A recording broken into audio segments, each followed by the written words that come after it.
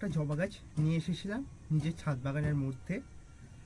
পুনে ভ্যারাইটির খুব ভালো জবার একটি গাছ, পিঙ্ক কালারের ফুল হয় এবং এখন আমাদের দেশি জবা গাছগুলো যখন ফুল দেয়া একদমই বন্ধ করে দিচ্ছে, সেই সময় দাঁড়িয়ে আমরা এই রকম জবা গাছ থেকে প্রচুর পরিমাণ ফুল পাচ্ছি। আজকের আপনাদের বসিয়ে দেখাবো কি করে আমরা এই জবা গাছ এবছরই বসিয়ে প্রচুর পরিমাণ ফুল পেতে পারি, বা এই রকম জবা গাছ বসিয়ে কি করে সুন্দর গাছের গ্রোথ করাতে পারি। চলুন দেখে নিয়ে যাক সম্পূর্ণ ভিডিওটি। নমস্কার, আমি অনিশ এবং আপনারা দেখছেন আপনাদের পছন্দের garden YouTube channel garden Bangla. যে আরেকটি ভিডিওয় আপনাদের জানাই অনেক অনেক স্বাগত। তো বন্ধুরা, যেমনটা বললাম, এই পুনে ভ্যারাইটির জবা গাছগুলি, যেগুলি হাইব্রিড জবা নামে আমাদের কাছে পরিচিত, সেই জবা গাছ আজকে আমরা বাগানে বসাবো। বসার জন্য একটা প্লাস্টিকের 6 ইঞ্চি টব নিয়ে নিয়েছি, রয়েছে 6টা মতো ড্রেনেজ হোল, আর গাছটা রয়েছে 4 ইঞ্চি কালো পলিথিনের প্যাকেটের মধ্যে। এই রকম গাছ আপনারা এখন প্রচুর পাবেন, আর নার্সারিতে প্রচুর পাওয়া যায় এখন।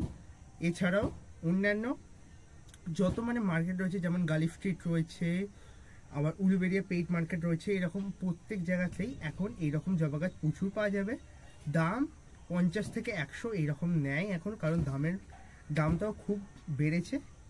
আর এখন এই রকম গাছ আপনারা যখন বসাবেন, সেক্ষেত্রে মাটিটা খুব ভালোভাবে রেডি করে নিতে হবে।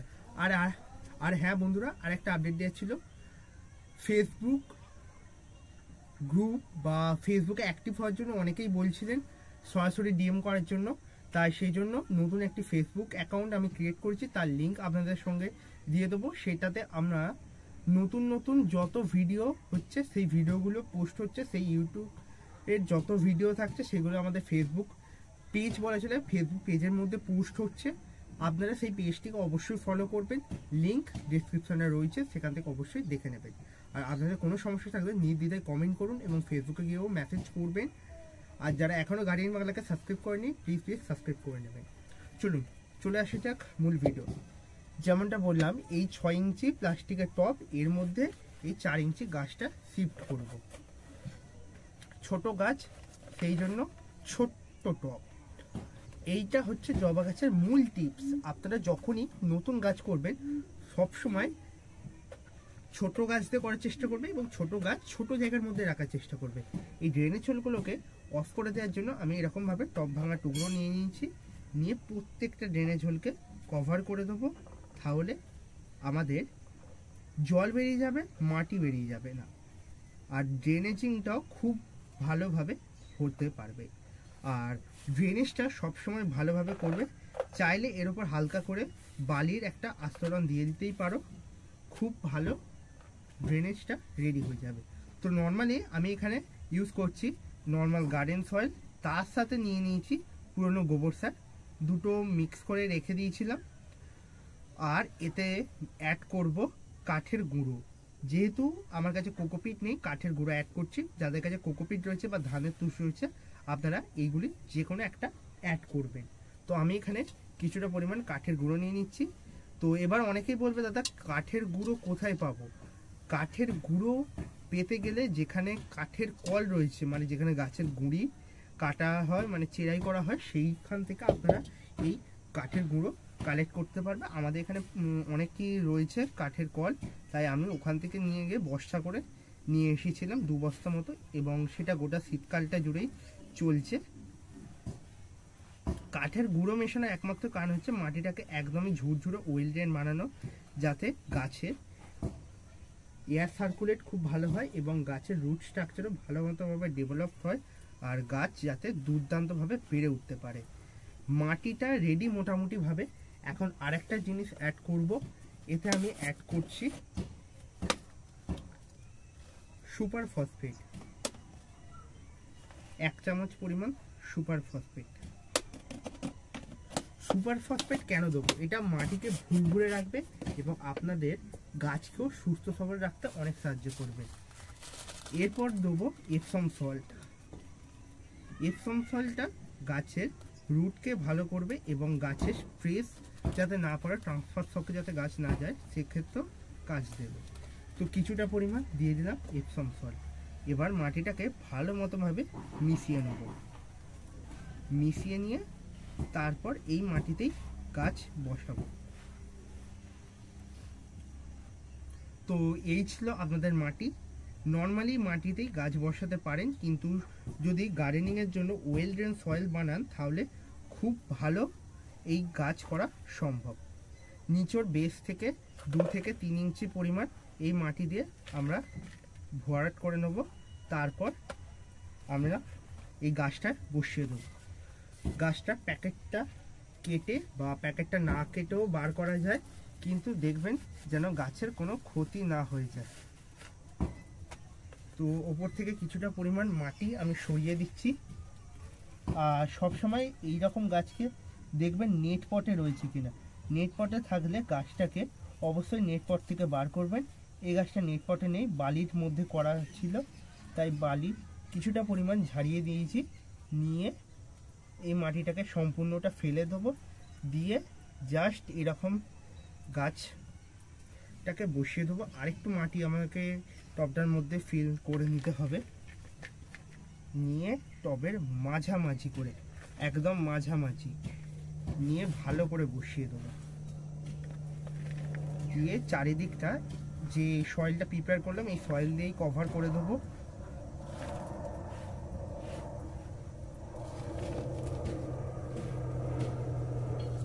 এবার অনেকের প্রশ্ন, দাদা অনেক তো গাছ নেট পটে থাকে, আমরা দেখি যে পুনে ব্যাঙ্গালোর ভ্যারাইটি বা আমেরিকান ভ্যারাইটির বেশিরভাগ গাছই নেট পটে থাকে। সেই সমস্ত গাছের ক্ষেত্রে কি করব আমরা?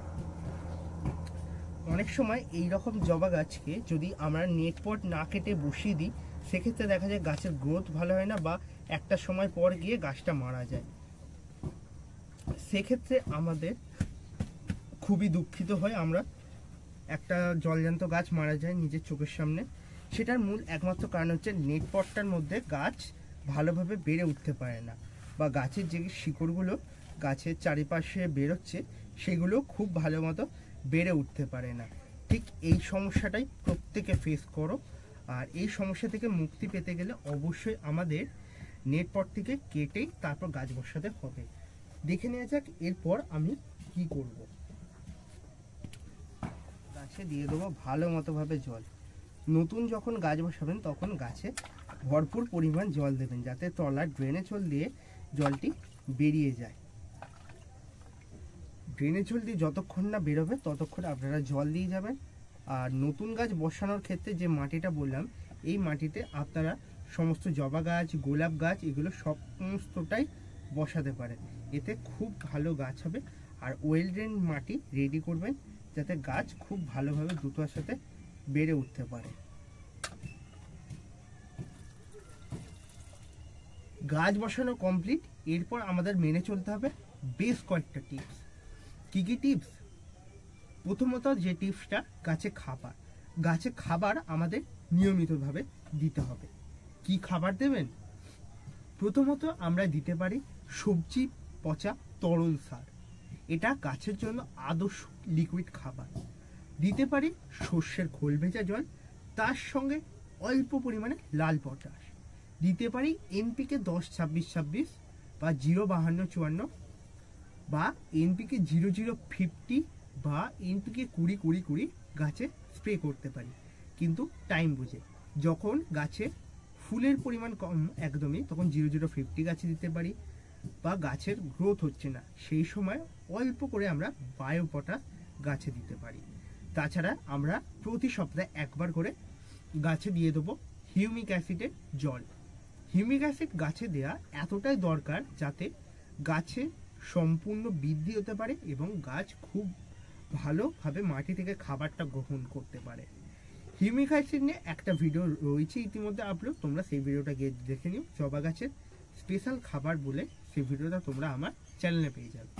আর জবা গাছের একটা সেপারেট প্লে লিস্ট আছে, জবা গাছের স্পেশাল পরিচর্যা, এই নামে তোমরা ইউটিউবে পেয়ে যাবে। জবা গাছের স্পেশাল পরিচর্যা বলে গার্ডিয়ান বাংলা লিখবে, তোমরা পেয়ে যাবে। তাছাড়াও চ্যানেলে অ্যাভেলেবেল রয়েছে, তোমরা প্রত্যেকেই দেখে নিও। আর হ্যাঁ বন্ধুরা, অবশ্যই ফেসবুকে গিয়ে পেজটিকে ফলো করে যাবে, সেখানে আপনারা নিয়মিত আপডেট পেয়ে যাবেন। এই জবা গাছটা এখন ফুল সানলাইটে রাখতে হবে।